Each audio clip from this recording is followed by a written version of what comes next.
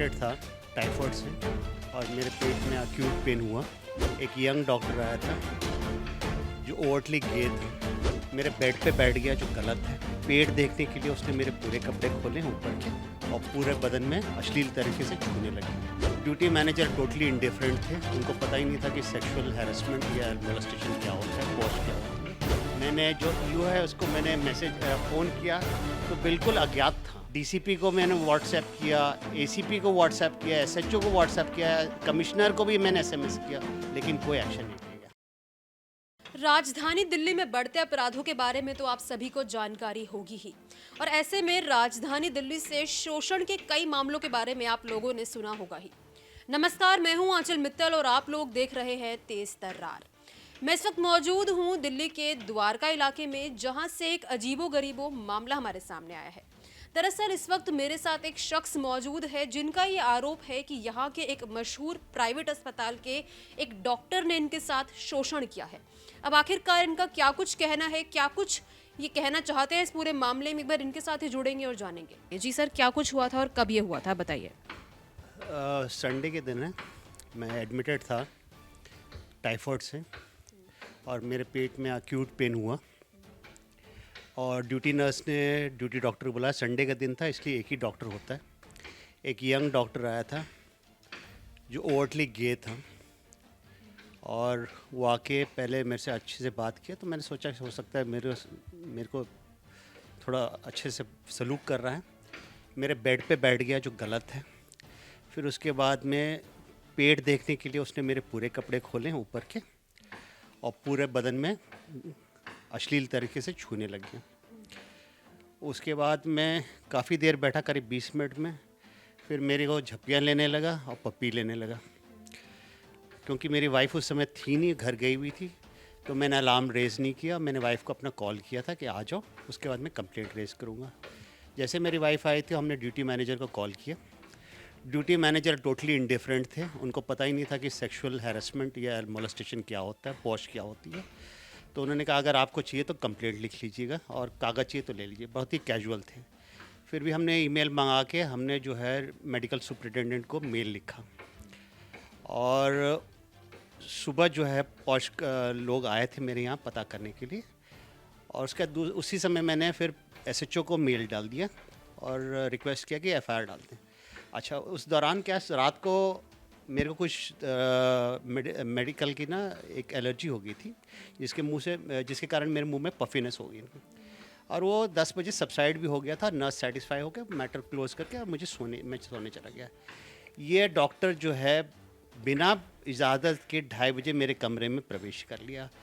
अच्छा, जब आपने कंप्लेंट रेज कर दी, मैनेजर को बता दिया, उसके बाद बावजूद 2:30 बजे सुबह जो है और ये नर्स ने उसको रोकने की कोशिश की थी, क्योंकि मैंने पहले ही इत्तला कर दिया कि he is a sexual predator और दूसरा बार आके मेरे पे कुछ करेगा। ये हॉस्पिटल को इत्तला थी, नर्स को भी पता था सब कुछ। उन्होंने जो है सीसीटीवी ट्रेन नहीं किए थे मेरे रूम पे, ना ही सिक्योरिटी गार्ड रखा था, तो टोटल लैप्स थी हॉस्पिटल के पास। खैर जैसे वो आया तो मेरी वाइफ उठ गई और हमने अलार्म रेज़ किया, भाग गया वो। फिर पूरी टीम आ गई। फिर हमने दूसरा ड्यूटी मैनेजर जो था उस समय बुला लिया और हमने पूछा था कि आपको दिन के वाक़े के बारे में पता है, तो उसको कुछ नहीं नॉलेज थी। तो इसका मतलब टोटल लैप्स था, ना उसका हैंडओवर मिला था।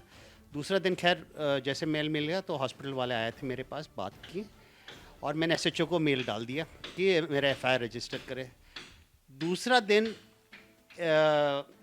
कोई जवाब नहीं आने के मैंने जो दुबे जी हैं एसएचओ, उनको मैंने व्हाट्सएप पे मैसेज डाला कि मेरा मेल देख के बता दिए। तो कोई फ़ोन आया, उसके बाद 2 पुलिस वाले आए और प्रिलिमिनरी इंक्वायरी करके चले गए। कौन से थाने से पुलिस ऑफिसर आए थे? द्वारका साउथ से 2 आए, उसके बाद चले गए। उसके बाद मुझे मैसेज आया कि हम मेरा कंप्लेंट रजिस्टर हुआ और ईओ का नाम जो है कोई मीना करके दिया हुआ है, जो मैंने मैसेज आपके साथ शेयर किया हुआ। अच्छा, हॉस्पिटल ने प्रोएक्टिव स्टेप्स ले लिए। पॉश कमेटी बैठाई, जिसमें से एक सुप्रीम कोर्ट लॉयर था, पूरी एक टीम थी।